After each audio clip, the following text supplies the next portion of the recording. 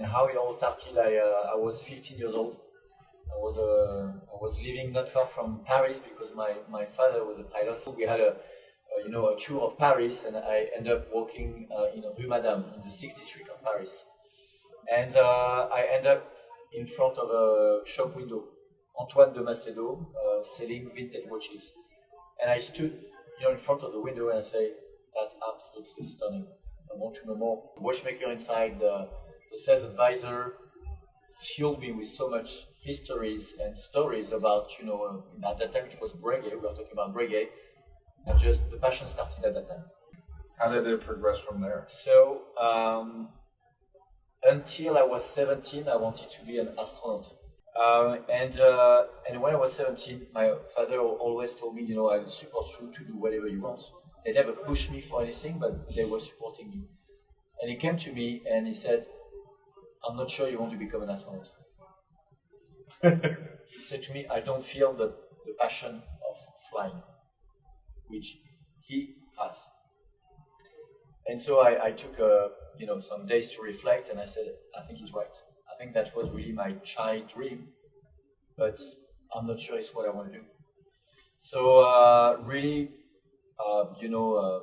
big empty moment. So I started to do, basically a business school to have something, kind of generic, opening more opportunities.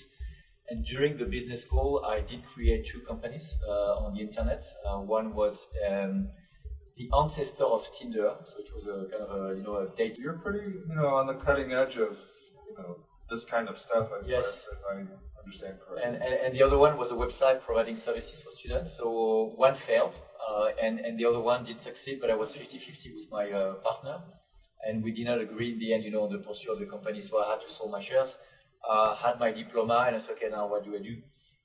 And my number one passion is watches. So I said to myself, you need to find a job in watches. And that was in 2010, financial crisis, no job, and I applied to the only job I found on the internet, on the Swatch Group career, which was being a sales advisor for a Swatch boutique in Johannesburg.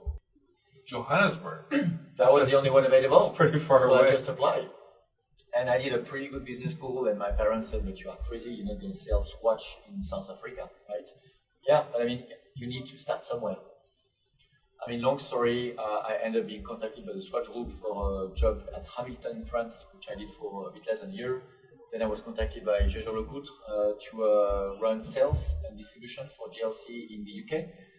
Then they promoted me in Switzerland to oversee Asia and the US. And then I was recruited by the Kering Group for Ulysse Nardin to be the VP sales for the first 7 years. And since last February, I took over the helm of the brand 1 year ago.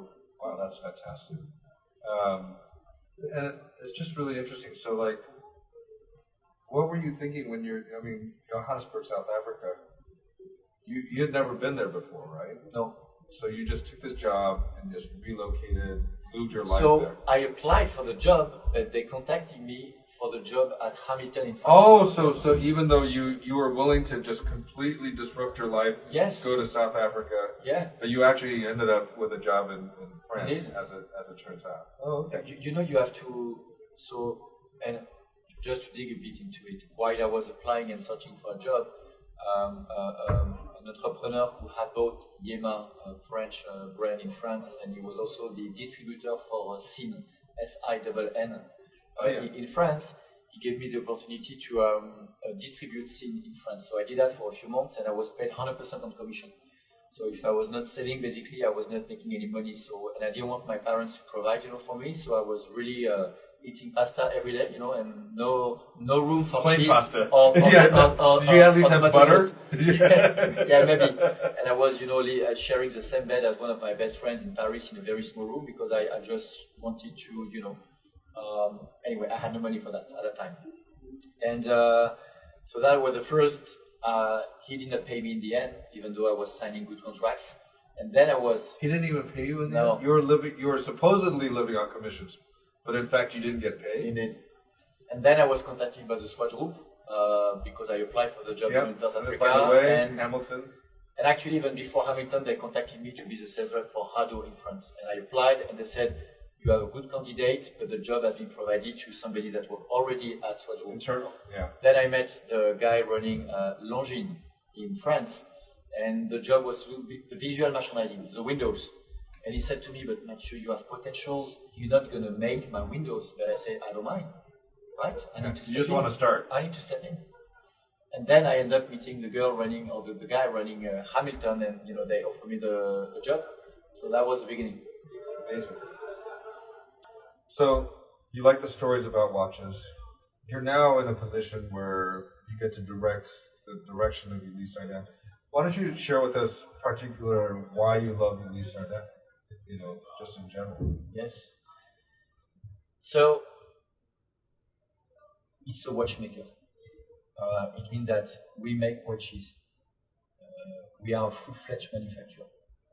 And before deciding to join UN, I knew obviously the heritage, the legitimacy, but I knew that UN was making their own movements.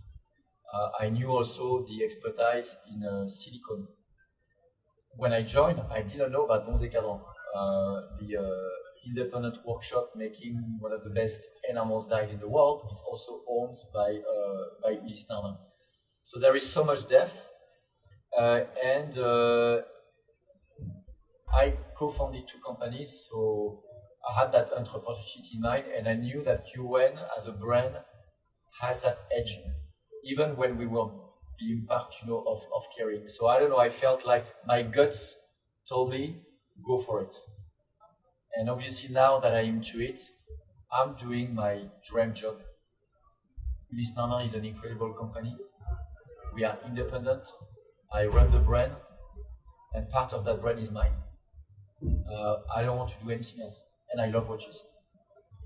Yeah, I think for me, as a just watch enthusiast, I think what I love about Ulysse Nardin is that it has this rich traditional history. I mean, it has this marine chronometers of its history, which are an incredible traditional part of watchmaking, which, one way the brand could have been is just very traditional, old school watches, but then at some point you're pushing the forefront, with, like you said, with the Silesium and this technology and the freak, which is kind of the opposite of traditional watchmaking.